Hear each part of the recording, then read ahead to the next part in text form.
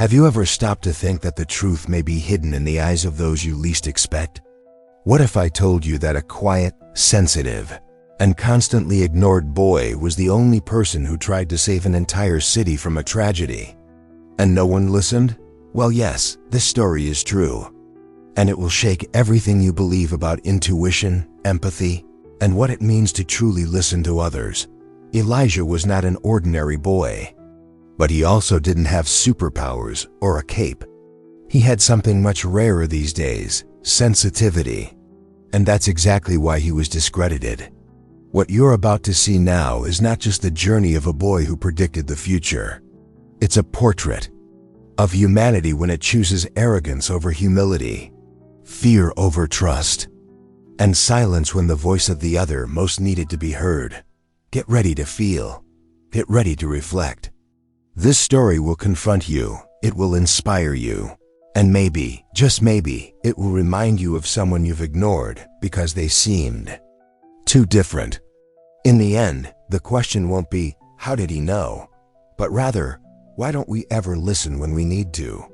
Stay until the end, because the last thing Elijah reveals could change everything. They say that every small town has its weird type, that character who doesn't fit the mold and walks on the edges of normality. In the case of Farage, a small rural area in the United States where the sky is wide and time seems to move slower, this role fell to Elijah, a boy with deep eyes and a small manner. While the other boys ran around with scraped knees and dirty hands, he sat quietly in a corner, scribbling symbols on old sheets of paper or staring at the horizon as if he were listening to something that no one else could hear. The teacher called it a fertile imagination. The janitor said it was a strange boy thing, but his grandmother, O.H., she knew. Understanding was what she saw in her eyes whenever she found him silent. She said he carried an old soul, the kind that comes into the world with the mission of reminding others of lost humanity. And she wasn't exaggerating, no. There was a compassion in Elijah that belied his young age, a kind of wisdom that cannot be learned from a schoolbook. One day, he looked at a classmate who was laughing at a cruel joke and said, with all kindness, "Your laughter hurts, and you don't know how much yet."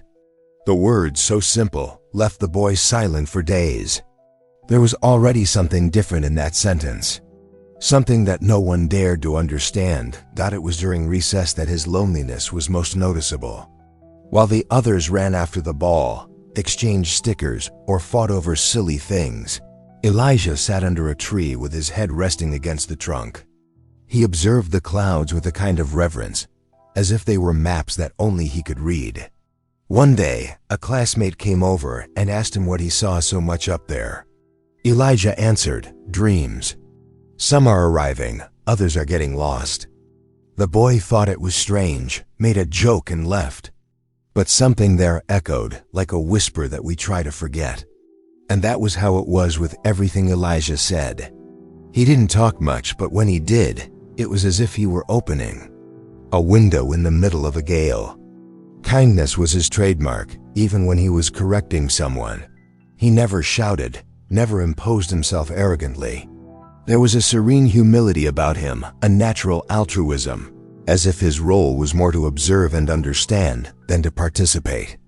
And for that very reason, he caused discomfort, because it's hard to look at such a pure mirror without seeing our own cracks. No one really knew what to do with that boy, so they preferred to ignore him.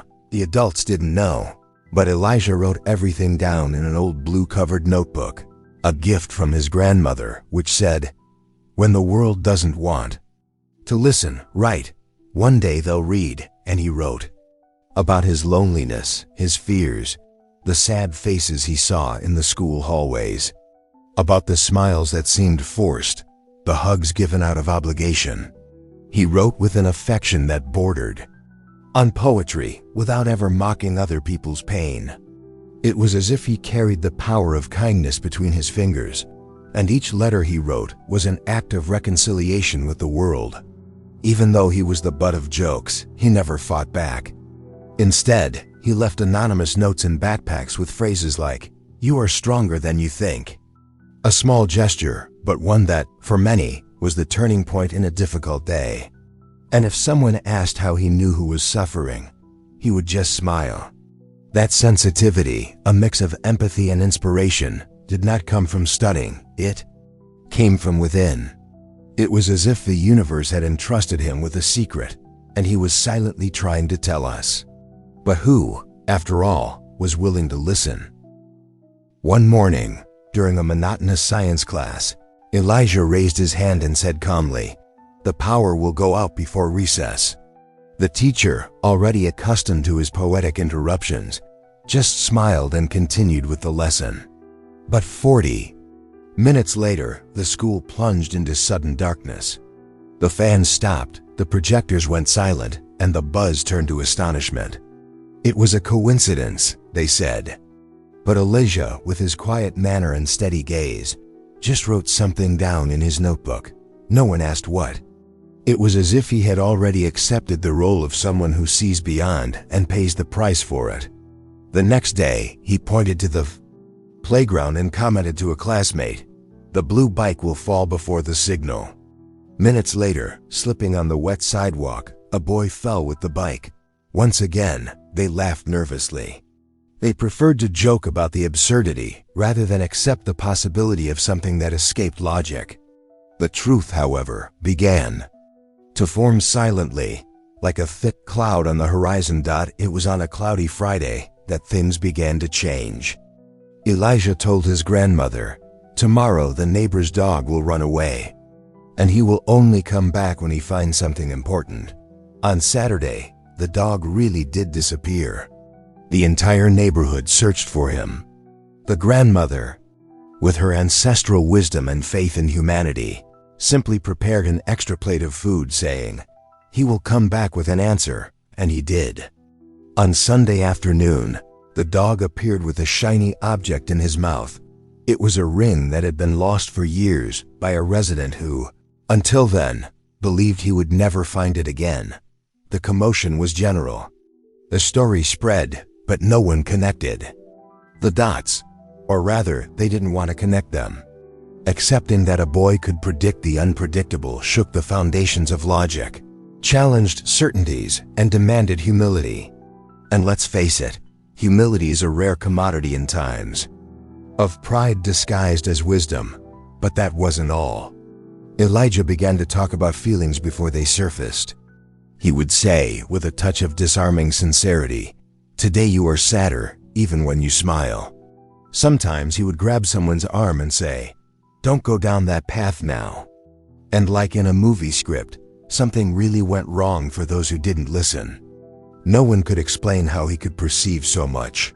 Some said it was luck, others that it was manipulation. Few considered the simplest truth, that there lived a soul connected to something greater, perhaps to the very essence of humanity. One day, he warned a teacher that it was not a good idea to grade tests that day. "You will make more mistakes than usual." The teacher ignored him. He corrected. He made mistakes. He had to redo everything. Little by little, people began to remember what he said, but still, they avoided giving him credit. It was more comfortable to ignore than to recognize that they were in front of someone who spoke with the language of sensitivity and hope. And, with each new success, Elijah withdrew more. Not out of vanity, but because I felt, deep down, that something bigger was approaching. At a certain point, Elijah's nights stopped being a shelter for rest. They became portals. Every morning at 3 a.m, he would wake up panting, with his heart racing and his eyes glued to the ceiling, as if trying to decipher invisible symbols. He dreamed of a city he didn't recognize, but that seemed to be his. The streets were empty, the streetlights were lit, and there was a thick fog covering everything. Amidst the darkness, people walked slowly, as if trapped by an inevitable destiny. He heard voices and tired dialogues, saw gestures and details so precise that it was like watching a real scene. But the most disturbing thing was the feeling that this dream wasn't just his, it was a message. With silent courage, he began to write everything down in the blue notebook. Every word, every face, every street. He knew, deep down, that this wasn't an invention. It was as if the universe was trying to show him something before it was too late. And despite the fear he felt, his perseverance kept him going. Because when you have the gift of compassion, you can't pretend you didn't see it. At school, Elijah started drawing maps. He would put streets, names, and outlines of buildings that he had never seen in real life, but that appeared clearly in his dreams. A teacher, intrigued by the scribbles, asked where those ideas came from. He answered with disarming honesty, "From a place that doesn't exist yet, but will." The children laughed, of course. After all, laughing is easier than facing one's own ignorance. But a classmate named Natalie began to approach him. She, who had lived in silence since the loss of her father, found something rare in Elijah, someone who understood her pain without having to ask anything. One day, when looking at one of the drawings from his dream, she whispered, "That's the street of the old market. How did you know?" And that was when Elijah understood. His dreams were merging with fragments of reality. It was as if time were giving clues, intertwining past, present, and future in the form of night visions. And yet, no one but Natalie was willing to listen with their hearts. One day, after yet another night of intense images, Elijah tried to share what he was seeing. He spoke to the school principal, the local pastor, and even a police officer who often passed by his house. But the reactions were the same: distrust, mockery, or condescension disguised as politeness. "He's just a creative boy," they would say, or worse, "He must be looking for attention." The disdain hurt more than any nightmare. But Elijah, driven by hope and an almost mystical inner strength, kept dreaming and recording. Over time, he began to notice patterns. The visions were not random. They followed an order, a kind of countdown. And most distressingly, the last dream always ended the same way, with a bright light in the sky, muffled screams, and a devastating silence. Even though he was plagued by insecurity, Elijah couldn't ignore the urgency that was growing inside him. He knew the moment was approaching, when he would have to do something big, something that would change everything. There was a restlessness in Elijah's chest that grew with each passing night. It was as if something inside him was crying out to be said, as if keeping quiet was a crime against his own conscience. Driven by this urgency, he decided to write. With trembling hands, he wrote a letter to the school principal, another to the town mayor, and a third, longer one, addressed to the newsroom of this small local television channel. His words were simple, but loaded with a weight that only those who live between lucidity and the invisible understand. Something is going to happen, and we need to be prepared. He didn't ask for fame. He didn't demand anything in return. He just warned. With courage and a mix of humility and altruism, he left the envelopes where they could be found. But the response was silence, or worse, mockery. They said it was his imagination, that the boy needed therapy, that it was something out of a movie. The lack of empathy and respect hurt more than the indifference. However, he did not give up. He took paper and markers and created small posters that he discreetly pasted on posts and walls in the city center. "Pay attention to the sky," said one. "Listen to the wind," said another. Each message was enigmatic but full of wisdom.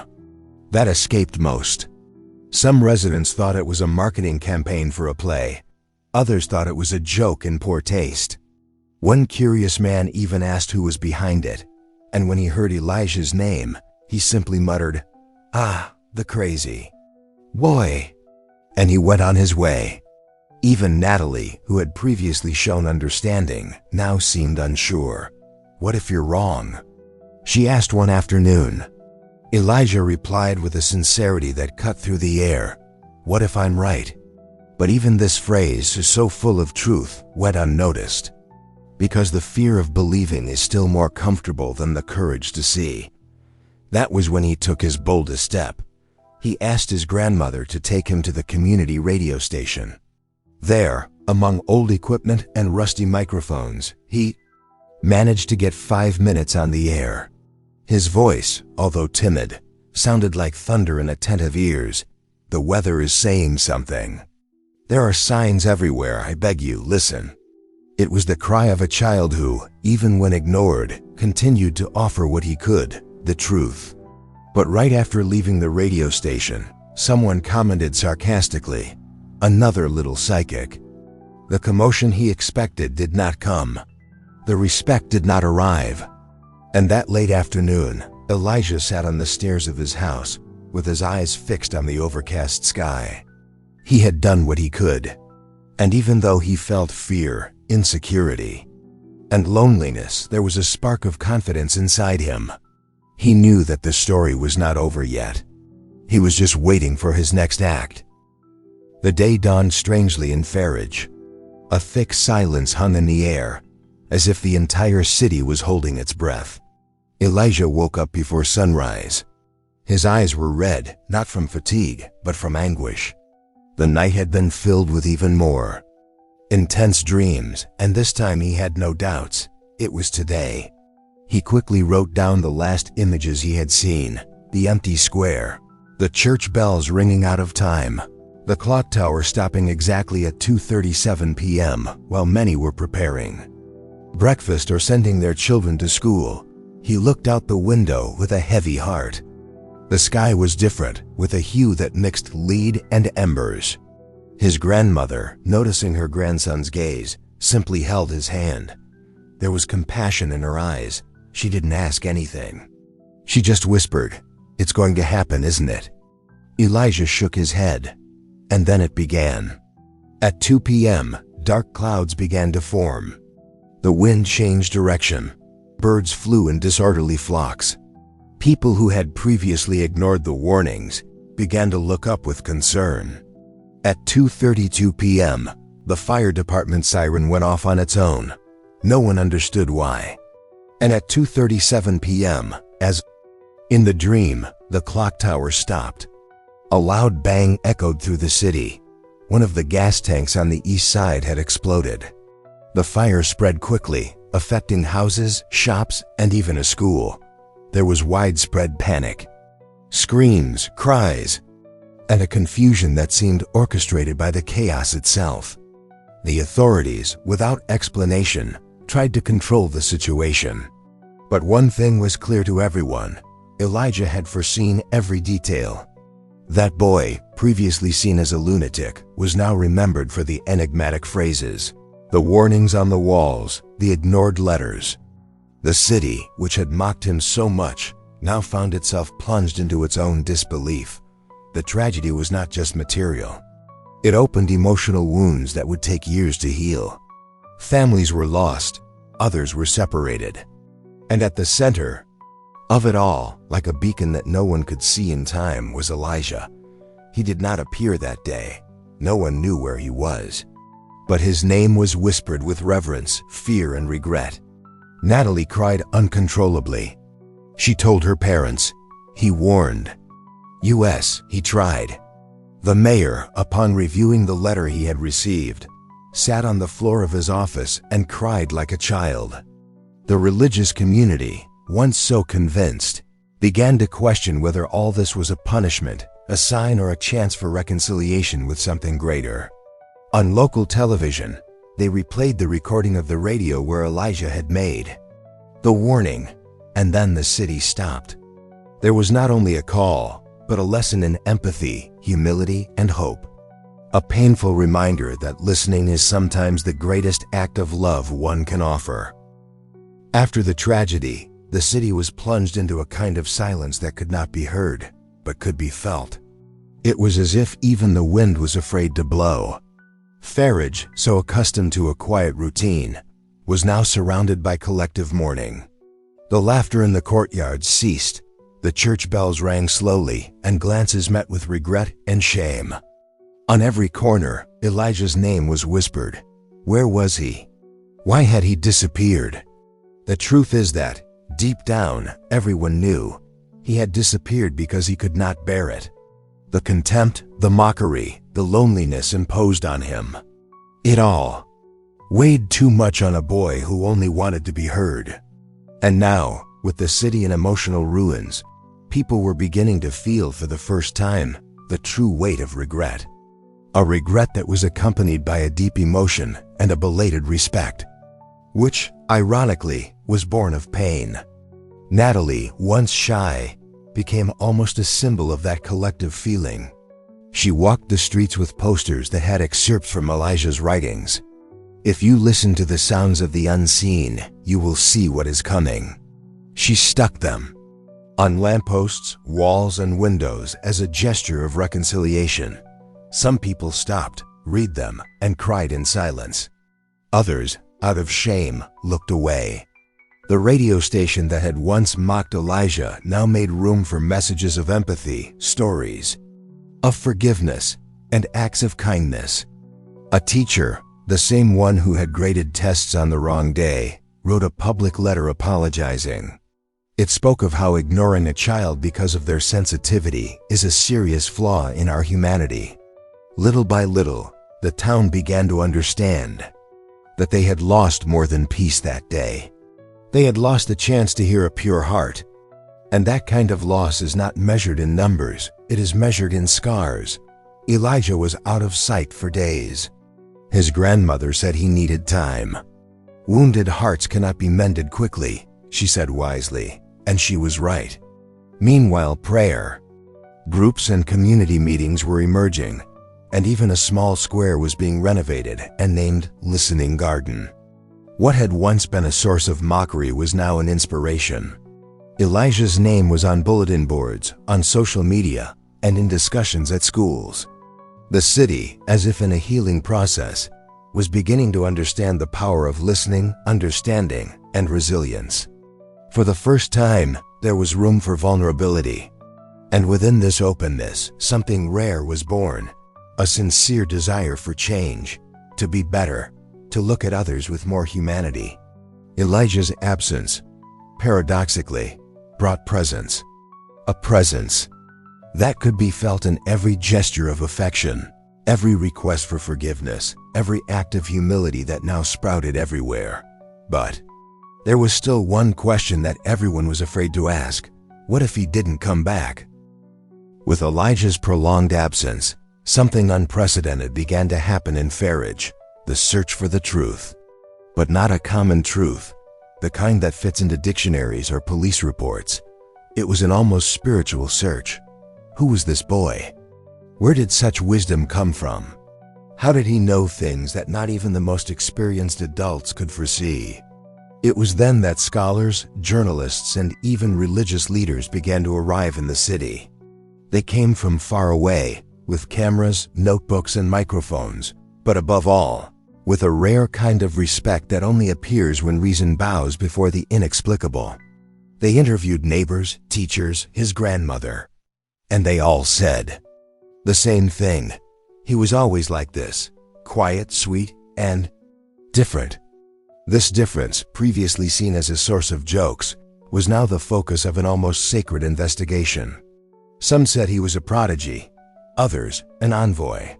But no one dared to doubt his sensitivity anymore. During this search, Elijah's blue notebooks came to light. They were full of notes, drawings, and phrases that seemed like whispers from the universe. A psychologist named Maureen, who came from Chicago, read some excerpts and was moved to tears. "This boy sees the world through the eyes of his heart," she said. And she was no exaggeration. His words spoke of fears that we all have, but cannot name. They spoke of loneliness, of hope, of love as a tool for healing. They spoke of reconciliation with others, but also with ourselves. The people who read the notebooks did not come away the same. It was as if Elijah had written for each one individually, with an almost disconcerting precision. The media began to call them the writings of compassion. And once again, his silent voice began to echo in the deepest corners of the souls of those who previously refused to listen. One woman said, Reading that notebook made me ask my daughter for forgiveness after 10 years of not speaking to her. Such was the power of the kindness that Elijah carried. But no matter how much they investigated, there was nothing that could rationally explain all of that. No family history of premonitions, no visible trauma, no medical condition that could justify such sensitivity. He was just Elijah. A boy with a soul full of love and the silent courage of someone who knows how to hear the world beyond what meets the eye. Theories began to emerge: reincarnation, mediumship, rare neurodivergence, and even contact with the divine. But curiously, the more they tried to decipher him, the more mystical he became. It was as if his greatness lay precisely in not fitting into labels.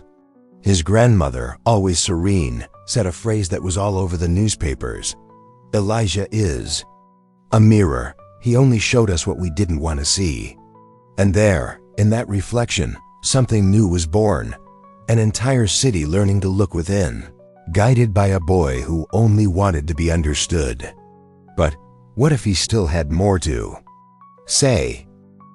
It was on a clear Sunday morning that Elijah reappeared, as if returning from a long journey into his own inner being. He walked slowly through the central square, where there were now flowers planted in his honor. He was older, calmer, but with the same deep eyes, the ones that seemed to know things that the world was not yet ready to understand. People stopped what they were doing. Cars slowed down. A reverent silence fell. No one ran towards him. No one shouted. They just watched him with a respect that was born of guilt, but also of admiration. He walked to the bandstand and climbed up with serene steps. He took a folded piece of paper from his pocket and read aloud. Not every warning comes to scare. Sometimes it is just an invitation to love. That passed through each person, present like a ray of pure empathy. It was as if, at that moment, Elijah had begun the true healing of the city. This time, he didn't come with exact predictions or set dates. He came with questions, with gentle but profound provocations. How many times have you listened without really hearing? How many times have you rejected someone because you were afraid of being different? It was as if each word he spoke dusted off forgotten emotions. Elijah spoke about forgiveness, about the power of kindness, about how compassion could transform an entire city, and above all, about the importance of active listening, of true presence. He also brought a new vision, but of a different kind. It wasn't a catastrophe. It was a call for reconciliation. He said that if everyone cultivated more affection, more sincerity, more gratitude, the future would be much brighter. What? Comey's next depends on the now, he said, smiling. And that smile, full of wisdom, seemed to illuminate even the darkest corners of Farage's past. It was a silent but powerful inspiration. From that moment on, Elijah walked the streets as a discreet guide. He didn't seek glory, nor did he desire fame. He simply offered presence. He sat beside those who cried, hugged those who needed it, and listened to even the deepest silences. His courage now lay in staying, in being a bridge. Children followed him. The elderly called him my wise boy, and even the most skeptical began to see him with different eyes. He proposed weekly meetings in the listening garden, where anyone could speak without fear or judgment. There, words like hope, resilience, humility, and altruism stopped being abstract concepts and became real actions. Each story told became a seed, and Elijah, with almost heavenly patience, cultivated a new way of living, one where kindness was the rule, not the exception. But there was something in his eyes that still held a mystery. As if even there, present, he still saw something that no one else could see. Time passed, but the name Elijah did not fade. On the contrary, it became a symbol of a new era in Farage. The town, previously known only for its sunflower fields and summer festivals, began to be studied by universities, visited by researchers, and cited in international lectures on human behavior. More than predicting the future, Elijah had provoked a transformation that began within people. Habits changed. Schools introduced classes on active listening, empathy, and emotional intelligence. Churches created support centers for silent suffering. Small gestures of affection became routine. Neighbors hugged each other more. Notes of gratitude were left anonymously on doors, and kindness, once rare, became customary. All because of a boy who dared to feel more than the world allowed. And who, even when ignored, chose compassion as his response. The documentary about Elijah's life, called The Boy Who Listened to the World, was nominated for awards and shown in schools across the country. Its impact was so great that even the local government instituted Listening Day in his honor. But the most touching thing were the letters. Thousands of them. They arrived from all corners of the world, written by people who, upon learning his story, decided to change. A mother who forgave her son. A businessman who closed his company to reopen as a social project. A young woman who decided to stay alive after reading a passage from his notebooks. These stories, full of resilience and courage, became Elijah's true legacy. And the city, which had once laughed at him, was now grateful to have been the stage for this silent miracle. Gratitude, spread across murals, festivals, and gatherings, echoed the message that the true power of kindness lies in the simplest actions. But Elijah never sought recognition. When asked if he was proud of all this, he would simply smile and say, "I just wish they would listen to me." His humility was disconcerting, and his presence was comforting. He was still there, in the conversation circles, in the hands that helped pick fruit in the orchards, in the evenings spent reading. Under the stars, he became a kind of silent guide, a soul who taught without needing to impose. His influence was on every corner of Farage, not as a hero, but as a living reminder that the world can be better if we have the courage to look with the eyes of our hearts. And despite all this transformation, there was still a question that hung in the air like a last cloud before sunset. What if one day Elijah were to say something again that no one wants to hear? What if Elijah, on one of those late afternoons when the breeze blows with longing, stood up on the bandstand in the square and spoke again? What would we do now with everything we have learned or think we have learned? Would we have the courage to truly listen, or would we go back to looking for justifications for what we do not understand? The people of Farage, even transformed, still carried this doubt in their hearts. Because human beings are like that. They forget easily, fear the unknown, and often retreat in the face of their own evolution. Elijah knew this. That is why, even in silence, he continued to teach with his eyes, with his gestures, with his presence. But what if he decided to break this silence? Would we listen to him with an open heart, or would we let fear and insecurity speak louder again? Some residents began to write letters to themselves, with promises of how they would act if he returned to bring a new vision. "I will listen without judging. I will embrace, even if I don't understand. This time I choose to believe." These letters, full of sincerity and humility, were buried at the foot of the oak tree where Elijah used to sit.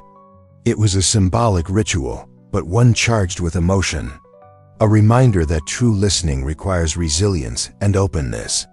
That understanding does not mean agreeing, but respecting. And above all, that love does not depend on understanding everything, but on accepting the other person as they are. Elijah transformed the city, yes, but he left a seed of unease. Are we really prepared to deal with the truth when it does not fit into logic? What should we do when wisdom disconcerts us? This question did not remain limited to Farage. It began to echo in other cities, in other corners of the world, in schools, communities, churches, social networks. How do we react to the extraordinary that forces us to grow? Elijah is no longer just a boy. He is a symbol, a mirror, a reminder that humanity only advances when it chooses to listen to those no one wants to hear. And maybe, just maybe, he will Speak again, but not with words, maybe with gestures, with silences, with looks that reveal more than speeches. And then, when that happens, if it happens, the question will come back to us, poking us inside. What are you going to do differently? This time, because there is still time. And time, as Elijah showed, is all we have until we don't have it anymore. And now that you know Elijah's story, what are you going to do with it? Are you going to let this inspiration be lost in oblivion like so many others? Or are you going to look around you with more empathy, more listening, more compassion? How many voices have you ignored out of pure prejudice? How many truths have you failed to hear just because they came from someone who seemed lesser, strange, or different? The world is full of Elijahs, children, elderly people, neighbors, silent colleagues who carry within themselves a wisdom that haste and judgment prevent us from perceiving. It's time to act differently, to ask better questions, to listen with your heart. Are you ready for this? Because sometimes the future doesn't need to be predicted. It just needs to be built with love, respect, humility, and courage. And if this story touched you in any way, leave a comment below. Which part impacted you the most? What would you do differently today? Let's talk.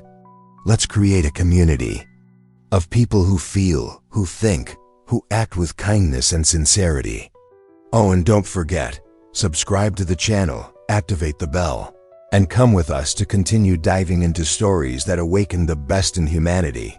Because at the end of the day, that's what matters most.